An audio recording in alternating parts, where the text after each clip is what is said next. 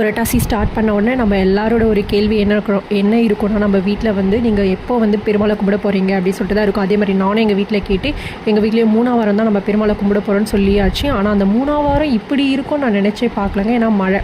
So என்ன பண்ணுறது, நான் நைட்டே போட்ட கோலம் வந்து கலைஞ்சி போச்சு. ஸோ இந்த கோவத்தில் எங்கள் அம்மா கிட்டே போயிட்டு ஏன் நீ 3ஆம் வாரம் வந்து சூஸ் பண்ண நான் கேட்டு எங்கள் அம்மா என்னை தலையில் போட்டு இப்படி அவசகுணமாக பேசக்கூடாதுன்னு அவங்க என்ன கேட்டு ஒரே அசிங்கமாக போச்சு.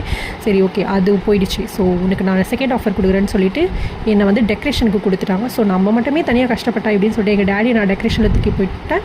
ஸோ அவங்க சின்ன பொண்ணை வந்து தூக்கி போட்டுக்கினாங்க குக்கிங்க்கு. ஸோ இப்படியே வந்து 2 பேரும் வந்து மாற்றி வந்து ஒரு குரூப்பை க்ரியேட் பண்ணி அட்லாஸ்ட் எங்களோட டெக்கரேஷன்ஸை முடிச்சிட்டோம். பாருங்கள் எவ்வளோ பாசிட்டிவாக இருக்குது.